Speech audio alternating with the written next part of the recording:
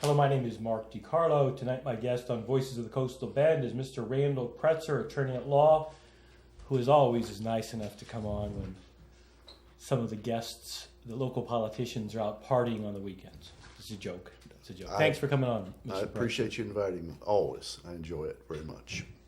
You were saying right before the show that you did defense work, criminal defense work for the military for a number of years? Yes, I was in the U.S. Army JAG Corps, the first tour. I did a lot of legal assistance, which is like a private practice. And it was very good because I learned to discern who was lying to me and wasn't, because I was still pretty young, even though I was 30. Or was that 29? I can't remember. I was 29. I didn't know anything after law school. And great experience. Plus the JAG Corps, I hate this, sounds like a sexist term, everybody forgive me, please. Very masculine atmosphere, though we had JAG What females. does JAG mean? Judge Advocate General's Corps. For which branch of the service? U.S. Army. Each branch has its own JAG Corps. So what did you do? You joined the service after you got out of law school? Is that Right. what you're In saying? fact, I'd been accepted a year before I finished. I just had to show them. Were you my in the bar reserves? certificate. No, I was in the reserves. I'd already been discharged. I'd been enlisted previous to that from 63 to 66. Then when I enlisted, well, after high school, either you went to, got some deferment or you got drafted. Because you're a Vietnam age? Yeah. Oh, yeah. So from 63 to 66, I was in the U.S. Army Security Agency, which was a electronic intelligence unit. They supposedly picked the top 10% to run that. I'm not trying to brag, everyone, but my scores were high after high school. And where were you stationed? Germany, on the East German border. Pardon me? On the East German border. Okay, so you were in Germany for 3 years? Yes, my schooling was about with basic training, and my AIT at Fort Devens was about, I joined in February, I went over there prior to Kennedy being assassinated, so about 6-7 months, and then I went to Germany, and I went to Rottwesten, which is outside of Kassel. And of course, this is after you got out. After I got out of high school. This is after you got out of high school. Graduated from high school, yeah. Well, that would have been an interesting experience right out of high school. It was great. Did you speak German? No, not a word. I took Latin in high school. But I kind of tried to learn it, especially in the end. And so you could understand quite a bit without any problem. Well, English is a Germanic language, and it's probably the easiest language to pick up. What you say? German and English are Romantic language. The base is Latin. I think when Luther translated the Bible, it settled German down to what they call, I hope I'm correct, it's called Hochdeutsch. It's what you learn at university. Ich bin ein Berliner, it's not ein Berliner. You learn how to say the words correctly. Okay, so you were there for 3 years? I was there for about 2.5 years. I was first in Kassel at Rottwesten. We worked out of a bunker. Everything was top secret. Crypto, it was called, because we dealt with messages. Messages from who? Could you say? Yeah, it was what we intercepted coming across the East German and Russian units. What was the most interesting message that you received? The most interesting message I received and heard about, well, there were several of them. One of them was the men talking about who had gone on TDY right on the border, a place called Gartow, which is the little finger that sticks out in Germany. The Russians were big on fording with their tanks with snorkels. And these were shock and guards armies across from us. They were elite units. And once in a while, the tanks would get stuck in the river and the snorkel was up and the whip was up because it was called low-level communication between tanks. And they talked about the men getting panicking inside the tank. They could hear it through the whip. Another incident, yes, their field units had something called, we called it mercury grass. That was what we called it. But their units used a field thing called two channels printer, 2 channels voice. You're listening, and all of a sudden these guys break into the clear, which you're not supposed to do. And they've been drinking, and they had some woman in the van, and they were talking about how large she was, buxom wise, and they were all drunk, and all of a sudden you hear this door, it's a Russian officer coming in, and they're all speaking Russian. What are you doing? You can't do this. You can't have this person in here. And also, boom, it shuts down. So we heard a lot of interesting human stuff. As far as super duper stuff, all we did basically was receive it, process it, pack it, and send it to the National Security Agency. That's who we worked for. So at the end of 3 years, then I guess you were, whatever, that was your term of enlistment. Term of enlistment, and I took a European out. I traveled around Europe for 4 or 5 months with another friend. That's when we beginning to have reunions the last 3 years of the bunch of us who traveled together. Okay, and did you have any insights regarding East Germany at that time? What was occurring, the oppression and/or poverty and/or this legendary Berlin Wall? I know that after I got out of the Army, a friend and I went to Berlin. And I remember going across I remember there were a couple of girls who punched tickets coming on the train, and they were fascinated by Americans. We had grown beards and everything. Maybe we shouldn't have been on there going to Berlin, but we took the train to Berlin, and I remember we had a close call. We were on what's called the S-Bahn, which is an elevated railway in Berlin.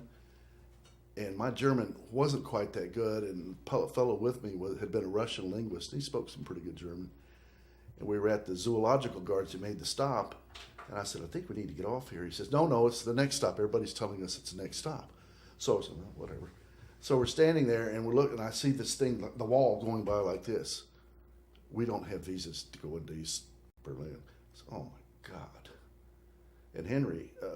so you went into East Berlin by accident? By accident, yes. And the guy was stunned, and I said, hey, just cool it, man. So this is true. So we got off the train, and the Vopos were, the Volkspolizei were walking up and down with their submachine guns and uniforms and jack boots. Oh, God. So we walked along, and we went down under the track up at the top, and I asked the attendant there, nach Zoological Garden. And I said in German, knock. Yeah. We just got in the train, went back the other side. No one ever stopped us. That was close. What would have happened? They'd have picked us up. We'd had to have the embassy get us out. Oh, okay. So after that, I guess you were fortunate. Were you able to go to college? This is personal. On the GI Bill? Yes. In fact, that's why I had saved a lot of money in the Army. I didn't drink it up, as some people had. And I'd actually worked in the library in Kassel, because in Germany, the unemployment was 0.5%. They had 6 million, 7 million Gastarbeiters, guest workers, working in Germany because the 8th Air Force had done quite a thorough job of bombing the country. And when our tanks were going through, we didn't care what we rolled over because we wanted to get it over with. So everybody could work, and I got a job, and I always had money in the bank. And then when I found the GI Bill came through, I said, I want to see more of Europe. I'd already taken 3 leaves and seen a lot. Well, it's interesting you said that the Germans were fascinated with the Americans. That hadn't been that many years before that. We had bombed the country and been at war. Yeah, I guess they didn't take it too personal. I had not. They were too busy trying to get the thing back together, and I hadn't really run into any animosity. The worst thing were German waiters. Obers. Anyway, I'm trying to think of the word of this. Anyway. I could never tolerate them because they're always so arrogant when they were waiting on you. So I would make up German words like when you say something tastes good, you should say, das ist geschmeckt, or es ist geschmeckt, which means it tastes good. And I would say things like, alles ganz wunderschmeck. And it's a made-up word, I do that now. I've learned a lot more. Well, you know what, this is an aside, a really small point, but you were talking about basically you had adult men working as waiters, right? Yeah. And unemployment was 0.5%. You go in America, who do you usually have as waiters? Females. Or young men. Or young men, or sometimes. What would you say? I don't want to say marginal people, because I think any way to make a living is an honest way to make a living. But sometimes they're high school dropouts, etc. So let's put it. It's interesting. It's interesting the dichotomy here in America versus Germany at that time. After World War II, a number of very political scientists and German philosophers were so someone nearly got shot. Like I think Konrad Adenauer was waiting to get shot when he was in prison, who became the first German chancellor post-war. He was waiting there thinking, well, they're going to get me now. I guess he had shot fired back at him, his speech-wise. And, of course, who busts into the cell but some young GIs with submachine guns saying, who are you? Well, I'm Konrad Adenauer. He says, oh, well, you're free. Go, get out. So what I'm saying is that after the war, a number of German philosophers and political scientists concluded that democracies have a tendency not to war with one another. And I'm not saying that's an absolute. And he was foremost in saying we've got to turn Germany into a democracy, and where the voice comes from the people, because in World War I, Kaiser Wilhelm II was pushing for war, and his chancellor said, we're not going to have any war unless the socialists, who they all hated, he said, because a lot of them were, quote, Jews, that's nice, will not fund it. And so somehow they seduced them into funding the war. If they just stood up and said, no, we're not going to fund this silly war, we wouldn't have had a war. The problem is that too much power was concentrated. Who wasn't going to fund the war? The socialist bloc in the Reichstag. You know, they did have a part on it. Yes, and they had a chancellor who was more of a rubber stamp, and they were not going to fund it, and the Kaiser would not have been able to have a war. They could have stood up to it. The statement that you made about Jewish people being socialist, they closely disliked identified with socialism, right? Yeah, they disliked him because of that. Now that's something. Right. There's a disc out called 37 Days. I think it's a BBC production, talking about those 37 days prior to World War I, and it is really concentrated and shows what a mess it was.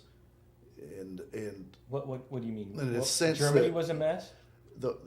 Europe was a mess. There were all these entangling alliances. Remember George Washington, our first president, warned us against being involved in entangling alliances. And I may be saying something everybody knows, but well, I've heard that. Yeah, here's Serbia, who Germany wants to spank. It's trying to get Austria to spank them, and the Kaiser just wants a quick war on Serbia, but then Serbia is united with Russia. Russia is hooked with England, believe it or not, and of course France is hooked with England. Belgium's a neutral nation, and the Russians are starting marshaling units, I think 13 or 14 divisions, on moving towards Germany. And then German paranoia is Deutschland hat viele Grenzen, which means Germany has many borders. So the Kaiser all of a sudden is getting nervous about all of this, and he has Moltke, who is the son of the one who was involved in 1872 Franco-Prussian War, who was nothing more than a warmonger. And he says, if we don't stand up to the Russians now, they'll be coming on our borders because we have 3 times as many machine guns, 6 times as much artillery. It's crazy. And what had happened is the British and the French were getting involved in this because they were entangled with Russia. So you have these 2 powers on their borders, and the Germans couldn't understand what was wrong with Austria because it was kind of a very, how should I say, dying regime. And there had been some reassurance to the Kaiser through the diplomatic relations between England and Germany, that England and Germany would stay out of the fight, and all they had to do was kind of spank Serbia and it would go away. Well, that was a miscommunication, and France said they were going to get into the fight because of their alliance, and all of a sudden it just fell apart. Everything started getting mobilized. Read Guns of August too. Man, I thought that war was all the Germans' fault. Oh, I thought they were militaristic and fanatic, and that's the second war they started. That's not true. No, that's the First World War I'm talking about. Oh, no, I don't know. I'm just kidding. No, what I'm saying was, aren't they Germans trying drive to take you over? nuts. Are they going to take over the world again? Well, all the They're Germans, giving the Greeks a hard time. Oh no, well here since 1872. Right now, right? But since 18, they never paid back their reparations for World did. War II. They say the Greeks say not. They owe them all that money. They trashed out Greece. No, They paid. I know the Greeks told me the Germans want to be the boss again. I've heard it right now. Ever since 1872, when they finally became a united country. Okay, all they wanted to be was a dominant political and economic power in Europe. So they fight 2 world wars, get themselves thoroughly whipped the second time, and they did pay their reparations off, believe it or not. No, that's not. But that's not the Greeks. Nope. Watch out with Greeks bearing gifts, though. And here First it is. democracy, they're very hard to get along with. That's true. They'll fight That's you. true. And, even in their own churches, they get fight a lot. That's true. Democracy creates a lot of debate. And Church council, runs their churches. It's not they don't really believe in the kind of fascist mentality that the Italians and Germans have. Even in the Lutheran churches, the council has a lot of power. Is that right? Yeah, well, of course. Thank God. Lutheran Germans. Oh, see. But here now the Germans are the dominant economic and political power, and they could have had it anyway without World War, and that's what makes me so angry with them, because the problem is they gravitate towards this hero worship, saying, well, because of how we were treated in World War I, that's why we fell in love with Hitler. And I said, it's no excuse. He was a gangster. And don't let anybody tell you otherwise. Let me say something. See, that's my opinion. Yes, well, let me say something in defense of the German people. Many of us, the last 20 years, have been very opposed to American foreign involvement. Mm-hmm. And we even had a questionable election or two wherein Bush Jr., won a questionable election and took us into war. And many of us felt a lot like the Germans did during World War II. What are we going to do about it? All we could do is vote. So if you vote, and if you're in the 49% minority, and arguably in the one election you were in the majority, but President Bush Jr. still won, what are you going to do? I mean, if you get in these questionable foreign wars, in other words, I know that that's how I've at times felt. Give me a question so I can answer it. I bet. You know what my opinion is. And that's not a question. That's an editorial comment. No, that's good. That's an editorial comment that I understand how you could, in a democracy, you could get in foreign entanglements, even in a democracy, because Hitler was elected, right? Oh yes, he was elected, but then he took power. He was elected at the burning of the Reichstag building, right? Chancellor, right? He was elected chancellor, but still his party was not in the majority yet, and he had to have a coalition. But then this came about all of a sudden of eliminating the rights of the unions, the workers, giving power to himself, and part of that was done because of his ultimately undermining their judiciary. By the way, that's another thing people don't understand. No, that's not commonly. At least I'm no historian. That's a factor. I'm not saying it's an absolute factor. Okay. And here's the people. They've lost everything after World War I. The middle class has been wiped out economically. Inflation has wiped them out. The Weimar Republic is trying to bring that up, change that. But they started that inflation so they wouldn't have to pay back all their reparations, right? Well, that could have all been negotiated. Here's your money. Yeah. It's worthless. Right? Well, that could have all been negotiated. You guys are sly. I'm just teasing. No, that could have been negotiated. But Hitler was going to. They started rearming secretly, training their flyers secretly through gliders, and the problem. I'm just from my reading, I'm becoming not a necessary revisionist, but Stalin had read Mein Kampf in German. He wasn't a fool. He also read the Forsyte Saga in English, but that's another story. He knew they were coming this direction because, Napoleon had come there, the Swedes had come there, the Teutonic Knights had come there, and probably some other people. And they're all going to come about the same way as they always had. And he had been pushing with the French and the English, saying, look, he's going to push to the Rhineland with a big industrial area. He's going to start taking. We've got to stand up to him now. But Churchill and the Frogs, or the French, as you might want to say, were more interested in nurturing their hatred of whatever you want to call his regime was, as opposed to saying this guy in the middle in Germany is crazy smart. And the Germans are warriors, and their army is well led, it's well trained, it's going to be. If they'd have got together and when he made some of these pushes and crushed it, I think Hitler would have fallen. We would not have had World War II. But no, they weren't going to do that. So that's why I say Stalin was terrible making this pact with Hitler. He was just biding his time. They'd already war gamed it. They already knew the problems they faced if Hitler storms in. So it's another story.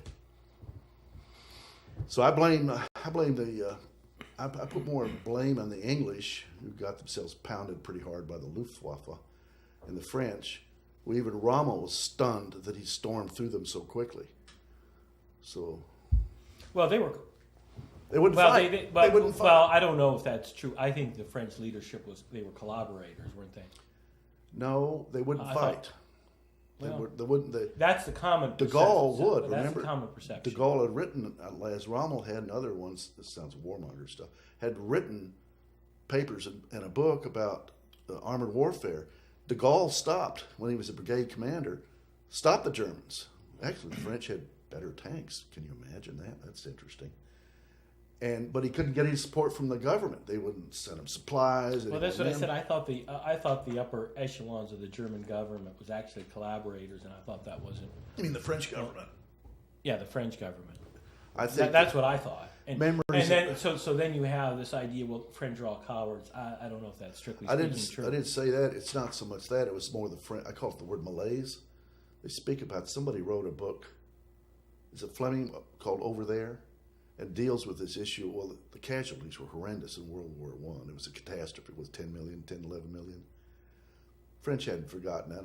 I would think the Germans hadn't forgotten that. But I guess the Versailles Treaty was so bitter for the Germans, and the inflation, the loss of everything, the chaos afterwards in Germany itself, that maybe that overcame that.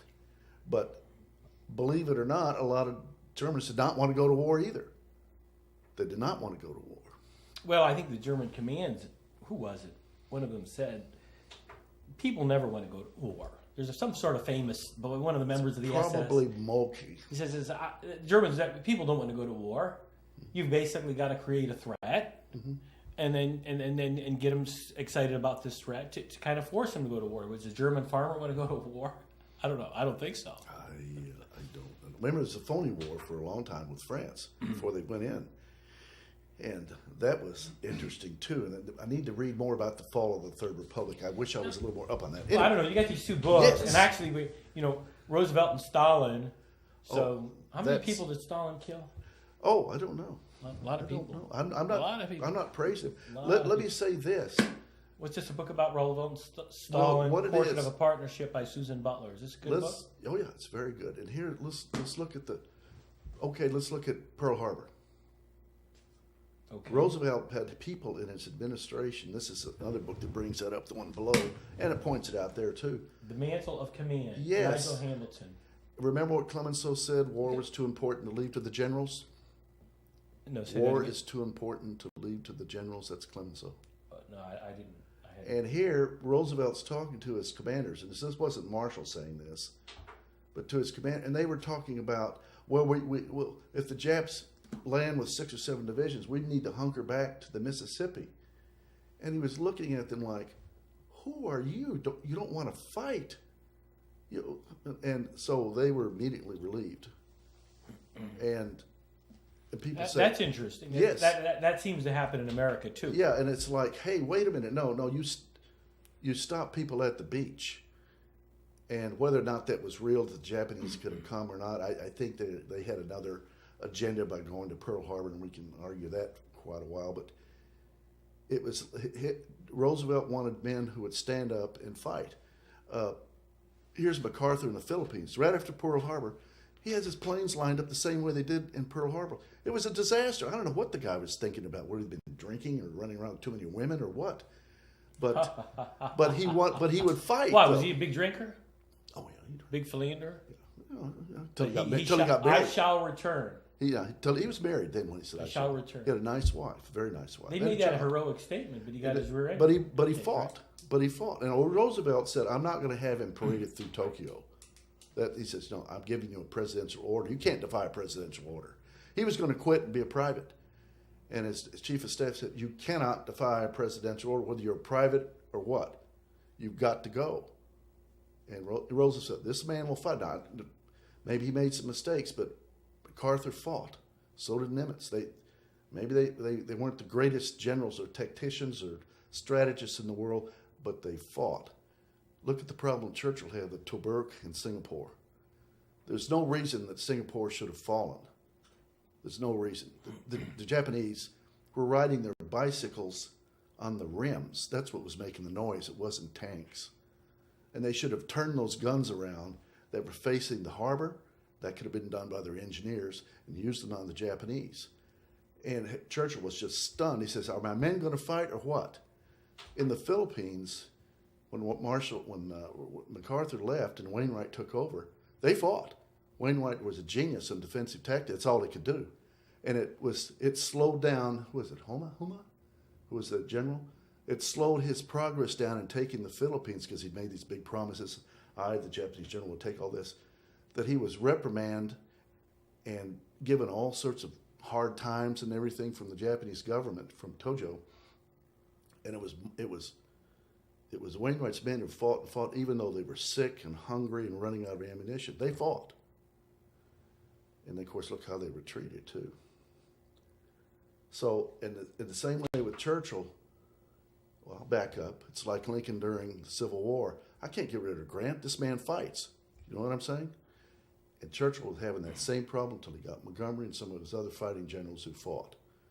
And like when we went into North Africa, people were making fun of our army, but the first tank engagement we had with the Germans, we had inferior tanks, but they were faster. We fought them to a stalemate, a standstill, and they left. Now Kasserines another story, and that's because the Corps commander must have been 50 or 60 miles from the front when he should have been right up there with his tanks. He said, "Hey, Rommel's no fool." That's another story. But at least we got blooded and we fought, and ultimately the English are coming in from leaving Egypt. We're coming up to the south of another English division and some French.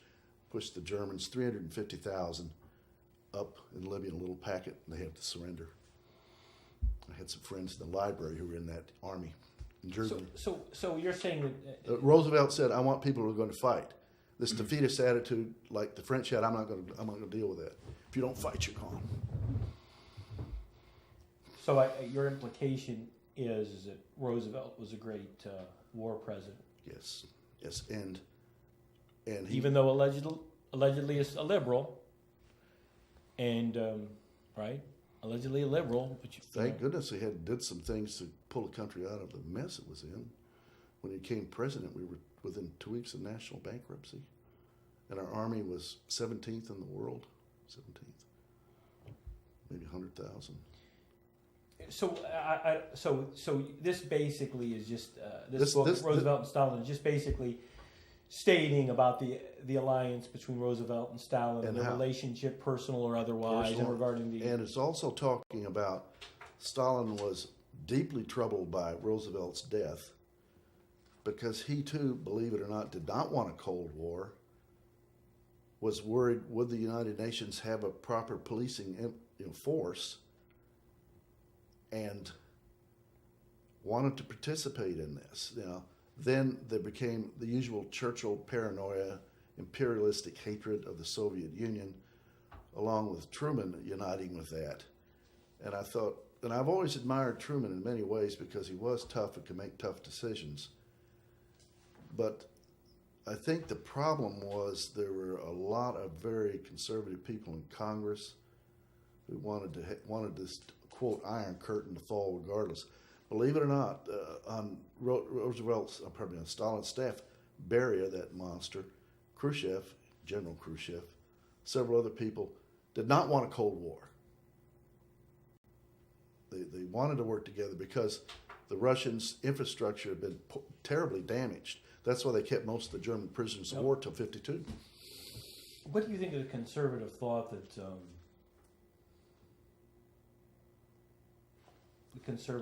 are siding with there's a branch of conservatism now that says our siding with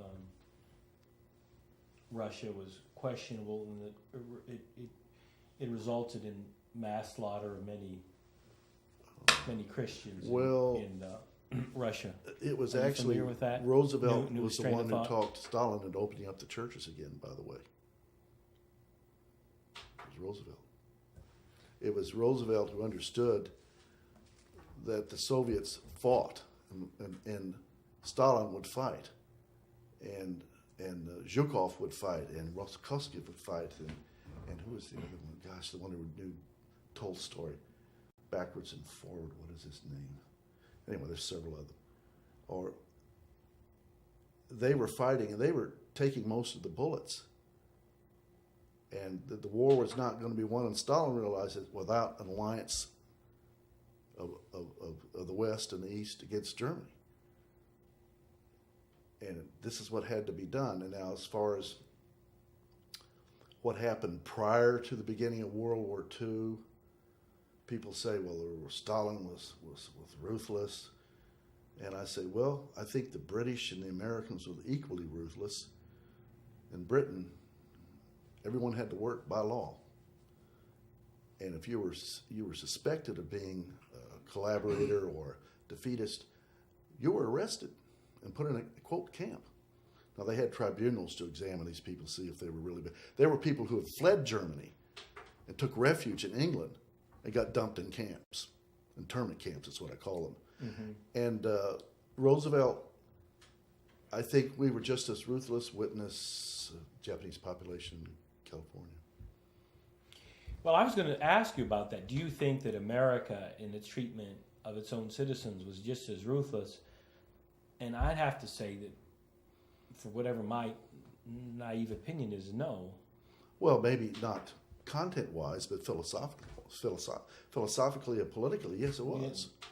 These people were American citizens, and the only reason, I'm sure there were collaborators. I know. I'm not saying that was a good thing. No. But on the other hand, this is the excitement of war. They're obviously a racial minority at that time, mm-hmm. And as far as I know, no one was killed. No, that's true. So, I mean, it's easy. It's always easy to say from a different historical perspective that is isolated in time. Say, oh, look how bad we were then. Well, I mean, that's easy to say now. Now, it's hard to say right now what we're doing wrong, mm-hmm. and or maybe the horrors of war that are going on now, mm-hmm. but it's easy to say, oh, wasn't it terrible what we did during the Red Scare in the 40s? And we're going to make a movie about it, and we're heroes because we're exposing how awful the Red Scare was, whatever, in the 40s or the 50s, or the blacklist in Hollywood in the 50s. So what I'm saying, I'm not saying we were right, but obviously, it's hard to put yourself in that historical perspective at that time. How about slavery? Even with slavery. Well, even with slavery, it's difficult. It's difficult, and that came up on one of the shows recently, when that was discussed. Mm-hmm. It's very difficult to put yourself in that historical perspective at that time, I believe. But remember, the movement to free the slaves, to bring freedom, it actually started with the British in the Revolutionary War. If you fought with us, you had your freedom. Well, we didn't offer that. We had blacks who did fight. And here's another thing. The whole movement towards freedom of the slaves was the evangelical movement through the country. I say the South would not recognize the fact that it was a dead form of employment. And those fat cats who ran those big plantations, very few fought in the Civil War. It's naturally the guy in the bottom. Well, that's always the case. And here's the thing, as Lincoln said, a very clear thinker, that it's not going to stop just with blacks, or Negroes if you wish to call them. Next it'll be immigrants. Next it'll be Catholics. There was a whole movement called the Golden Crescent by some of these prominent Southern politicians and landowners and moneyed men whose sole purpose was to enslave if you will, this whole southern portion of the United States and then down into Mexico and, of course, down through South America. It wouldn't have stopped with blacks. Historically, we know in the Western world today there is no slavery. What is it in the Western world in because of Germany, France? Because of a terrible Italy, civil Greece. war we fought. You think that had to do with the United States Civil War? Yeah. Remember the French wanted to come into Mexico. And I mentioned this on one of the shows before where this was discussed. Good.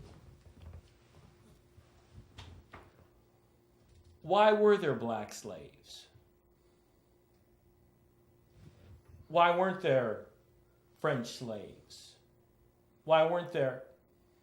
The BBC loves to this day to report about slavery in Africa, that slavery is going on in Africa. In other words, the implication is, hey, boys and girls, we weren't so bad.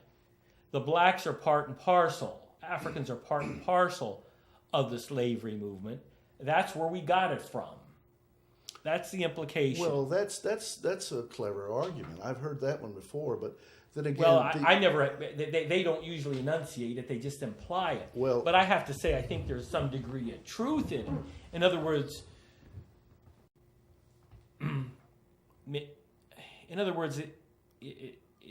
what is it? Have you ever heard the sound of one hand clapping? It's related maybe even to what happened in Germany. Well, and let's put it this way. If the, quote, white folks or the French or those who accepted slavery and bought these people to work on their farms for nothing, fed them hardly anything, never gave them much care, though you hear patronizing things, how much we loved our people, well, they let them go. If we were so superior, certainly because we were superior, we should have realized that slavery was intolerable. Because, number one, as Lincoln said, and clearly no nation can survive half slave, half free, and there were 9 million slaves in the South? Or was it 6 million? I think it was 6. I think the figure that I recall is 6 million. There'd been a number of slave rebellions. People who fled that. I don't think anyone with half a brain would want to be a slave. Well, no, obviously. But that's the obvious thing. And those who were holding people in bondage with their excuses, well, it was tolerated by a certain biblical context, or these people are subhuman. That's the same words. But the founding fathers, how many of them were slave owners? Washington, Jefferson. Which they found disgusting. And of course, their term was, it was like holding a wolf by the ears. I want to let go, but I don't know what to do. And I said, you free them immediately. That's all you do. But we failed in our Constitution to recognize the concept of all men being equal because we dehumanized the blacks, as the Japanese did with the Chinese, as the Germans did with Jews, gypsies, or anyone disagreed with them, or those who were mentally impaired. When you dehumanize someone, then that's the excuse to treat them as you will. In other words, they have no rights. I'm not stating and I mentioned this before. I have a priest friend of mine who said that Catholic priest friend of mine who said he didn't think the church did enough about slavery. They brought about the end of slavery in Mexico. They pressured the government. Well, yeah, in Mexico, obviously, did have the British ended it by fiat in 1821, and the reason why the Mexicans were so adamant of removing the French, well, not only because Lincoln talked about the Monroe Doctrine and supported Juarez, but he knew that they were going to come in there and treat them as subhumans, and they weren't going to put up with it. Cinco de Mayo was coming up, where they defeated the Froggies, and rightly so, and forced them out. And remember, let me say this. I'm sorry, go ahead. One more thing. Juarez gave Maximilian 3 chances to leave the country. He said, just go. Don't come back. And he wouldn't. Of course, he shot him, and that meant no turning back. So, well, see, here's what I say. There's a degree. I'm not saying you're this way, but there's a degree of hypocrisy. I'm good because I say how bad slavery is. Mm-hmm. Well, let me say something. That's pretty easy to say. that I'm good because I say how bad slavery is, or I'm good because I say how bad the Holocaust is, or whatever these tragic circumstances have occurred in history. Mm-hmm. But again, it's standing up at that time, at that time and place when these things are going on, that takes a certain degree of wisdom and insight outside your culture, and very few people are willing to give up their lives at that time and at that place and say much. And talking about the Holocaust, there is some consideration that the American Jewish people, did not do enough about the Holocaust and were very aware of it, including some leaders. Now, this is a complicated discussion. So, do you understand? You understand my point? Let me say this: the concept of freedom for let's go back to the blacks quickly. The concept of freedom wasn't something that cropped up 2 or 3 years before the Civil War. There had been a constant battle in Congress, socially, politically, and otherwise, that this has got to end. That's has true. got to end. That's true. And it wasn't like the South had not been put on those states who had people in bondage, had not been put on notice of this. That it's got to stop. And they were going to secede from the Union. Well, and I do not believe they had a right to secede, because why would they, after the Articles of Confederation, why did we say United States? And I say people. Okay, I thought they did have the right to secede. No, I'm not. That's horse crap. Excuse my language. Okay, well, I mean, I'm not historic. I haven't. No. I'm not well read in that, but I thought they did have that right to secede. And as Sherman said, who was not a great lover much of anyone, to those in the South, you are fools. You're a nation of agrarians, number one, just practically will not prevail against a nation of manufacturers. Sam, our president of our first republic of Texas, told them, gave a great anti-secession speech in Salado, up south of Waco. And he told them the same thing. You don't know these people. You're not going to win. And even a famous historian, God, I can't remember his name, I wrote a 3-volume, who was somewhat of a Southern sympathizer, but said, the North fought the battle with one arm behind its back.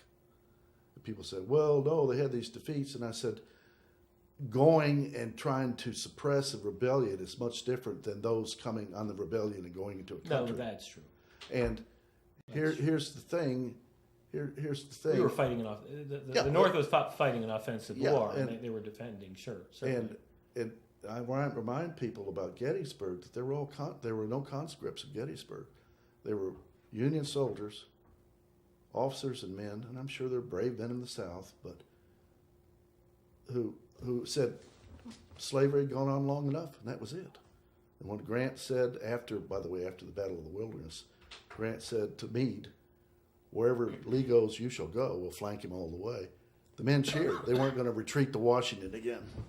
So you take the common historical view in America that Lincoln was a great man, the Civil War was necessary to end slavery.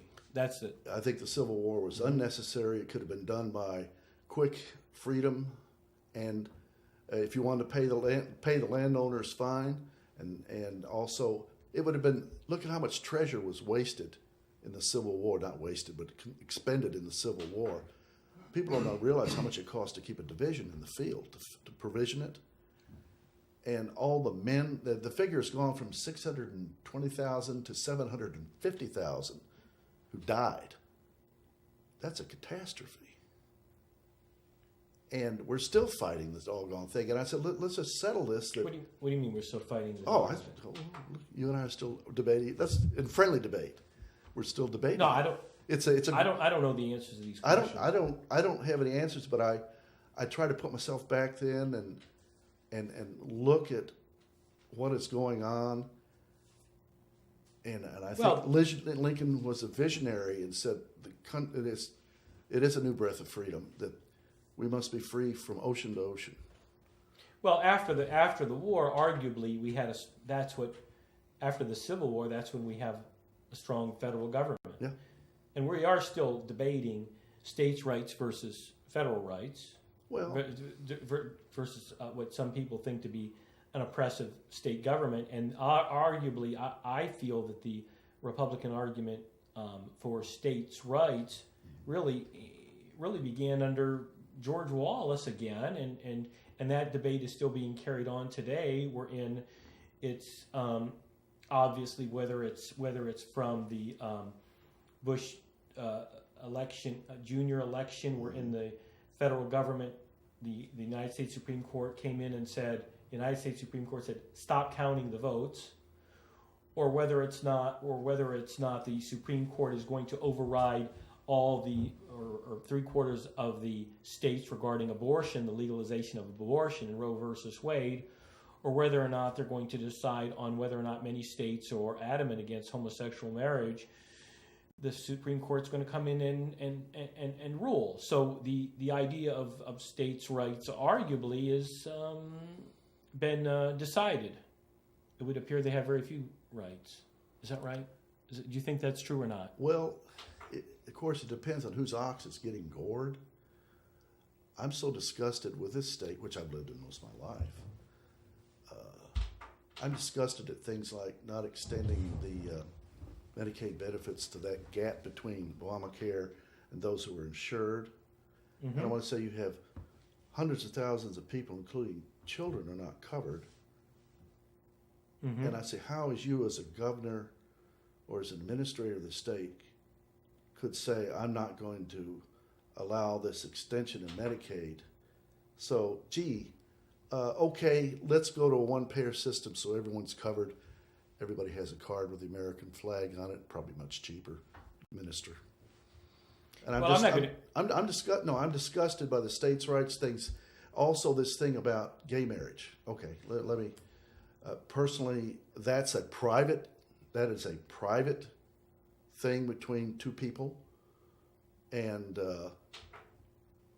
it was like when Virginia had this law where blacks and whites could not get married. It's a famous case. Miscegenation. Yeah, and of course the Supreme Court threw that out because that impeded the movement of that couple to another state. You know. It's interesting. I'm not aware of that. That impede. In other words, there's a Commerce Clause issue, and we all have a right. Everything's under the Commerce Clause. They can do whatever they want under that. Well, we have a right to move between the states without losing our right. Let's say I move from. I've been married in Maryland, which says it's okay, and I go to Virginia. Oh no, you're not married here. Yes, you are. You are married. And then you go to another state, and all of a sudden you're not married, and your children are all, as the word they used to use, bastards. And the Supreme Court was not going to tolerate that. Same with gay marriage. Well, that's a good. That's a well-stated argument if the Supreme Court comes in favor of homosexuality. Well, that will be probably that's one of the underlying arguments. Here's the thing.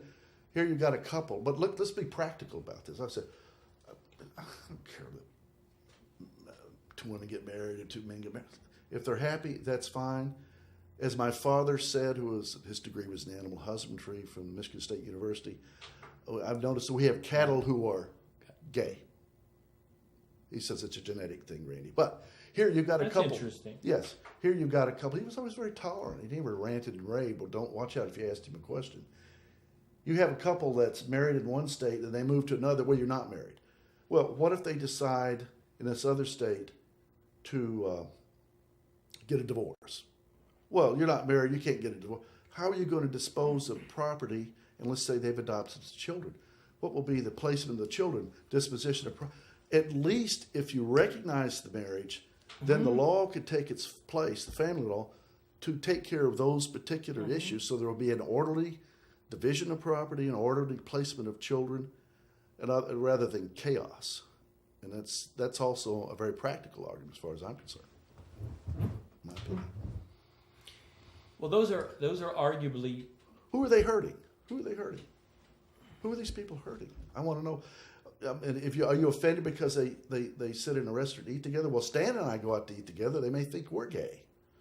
And I said, well, Stan, we were talking about some of these laws saying, well, the person had a right to not service people who were gay. Well, I said, well, how do you know they're not gay? Well, it could get ridiculous. Well, that's what I'm saying. It becomes reductive out of absurd. What if these states want to do? They want to do it with blacks. They want to do it with Hispanics. Well, do you think there should be, arguably should one be able to? What about group marriages? Do you think we should have group marriages too?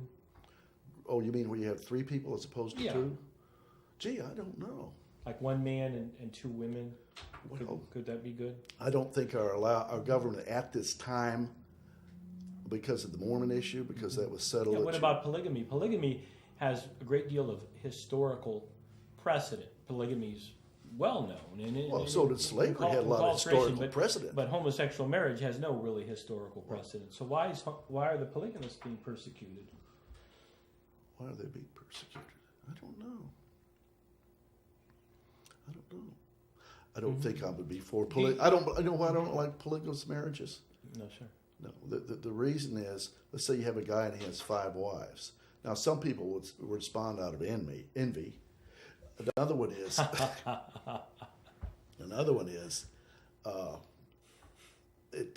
that kind of relationship tends to draw conflict, because let's say, well, this is her house, this is number 2, well, this is number 3, number 4. That's a subjective argument. That is one of the arguments. Two men or a man and a woman in gender conflict. Who knows? That's one of the arguments of polygamy, because of that, the social disruption. Because it's like, quote, incest. Well, why do we have incest? Okay, well, let's get rid of incest. I think the extrapolation of homosexual marriage would indicate that all things are on the table, that in fact incestuous marriage shouldn't be illegal either. To people who are they hurting, okay, fine. Well, I mean, if you come home and find your son in bed with your wife, that could cause some problems. Or you come home and, is it my turn to visit this woman? Is it number 2 or number 3 that I visit? I think that there's an issue of conflict. Whereas you have one man and one man, one woman and one woman, one man and one woman. Well, there's a relationship that can work. Okay. I'm kind of a conspiratorialist, right? Okay. So when I see Bruce Jenner on television, I didn't see him, by the way, but I read a synopsis. Mm-hmm. I don't watch television very often, right? Okay. I read the synopsis. Okay. I'm a woman, but I have had 5 children, and I've had 5 children, and I've been married 3 times to women, and I'm only attracted to women, and I still have male genitalia. Now, I guess the question, who am I? I mean, what is this? So when you're stating about, life and certain amount of social conformity or a society, is this a joke? I don't know. Speaking from a strictly Christian perspective. Okay. I mean, to me, gosh, this sounds awful. This is a form of almost complex Satanism. I'm not a man. I'm not a woman. I've lived as a man, but I'm a woman. What am I? Who am I allowed to marry? Who am I not? Mm-hmm. This is beyond the bounds of. When I was young, I read speculative fiction or science fiction, Isaac Asimov, etc., Ray Bradbury. I don't think anybody predicted that this sort of thing would be occurring. And I can't believe that it's a good thing for society. And I can't believe merely because it's being accepted or talked about that this could be good. I don't think it's good for the children. I don't think it's... That's my opinion. I don't think there's any data that it's bad for the children to have 2 women. Well, I know they have recovery groups. I know that there's recovery groups for children that are raised by homosexual couples. I know that now. Well, what about recovery groups for people who? I don't know of any recovery groups for heterosexual, children raised by heterosexual couples. I bet you there are. There's also groups for those who have been divorced who are heterosexual. Well, there are recovery groups for children of divorced parents, and I think that statistically you would find. Mm-hmm. That children from divorced parents have a lot more difficulty than financial and or social problems than children from couples that remain married. Isn't that correct? Well, my son has not gotten over his divorce yet. It's been years. There you are. Well, but what I'm saying is at least there's an orderly system to separate these people. There's not going to be. I don't know that they're making it almost impossible to be an orderly system Nothing's impossible with the under new the law. with the new. Nothing's Okay. impossible under So the Bruce law. Jenner fills out this form. I'm going to buy a gun because I have a firearm case right now. Okay. I'm going to buy a gun. Okay. You lie on that form 4473 or whatever it is, male or female. I think it's on there. They have others What's he now. put? Don't they have What's others? he put? I don't think on that form. Okay. So then now, they need to I've put seen that other, other. I've seen those others. I was Okay. filling out a form, and it had what's your gender? It said male, female, and it had other. And I thought, well, what if I checked other? And just to be mischievous, Cantankerous. mischievous. Like our president's very mischievous. I can't wait to see the correspondence dinner tonight. So What correspondence? Washington correspondence dinner. That's where they get Oh. the Yeah, roast. he has got a pretty good sense of humor at that stage. It's very difficult to beat his sense of humor. He's very good. He's very Well, good. I'm sure he's got writers. He's like Bob Hope or something. Oh, I don't Right? know. I don't know about that. So, real quick, we got to finish. Oh, up. yes, sir. I'm sorry. This has been Mr. Randall Pretzer. He's a local attorney and a street attorney, and we have one of the guys we see out there in the courthouse all the time. Rodriguez versus United States. Oh, yes. What's that case about, real quick? Basically, it's just saying, I'll just read it right here, deciding Rodriguez v. United States, holding that absent reasonable suspicion, the Fourth Amendment prohibits police from prolonging a traffic stop to conduct dog sniff. In other words, you stop somebody for rolling over the line. I had a case like that. And you say, well, you rolled over the line, and you get out and you say, I'm going to give you a warning ticket for this. That's it. Now, if you have a reason you see stuff in the car, in other words, dope, or you know this person's got a warrant, but then when you stop them, you check for warrants. Let's say you check for warrants, you don't see anything in the car, they have a driver's license, they have insurance, or insurance, as they say in Texas. Everything's fine. That's it. Now, this idea of saying, well, I want you to wait around so we can check it. Will you give us permission to have a dog sniff? actually have surprised the criminal defense bar, which I'm a member of, and they've actually expanded your rights, so they don't have to hold you. So let this dog sniff. And Scalia actually participated in the majority, which is shocking. So there are miracles every day. Thank you Oh, again, as always, thank you. Mr. Randall Pretzer, for coming on my And show, I Voices enjoyed of coming, debating with you. It's very interesting. Thank you. Thank you very much. Yes, sir. Good night.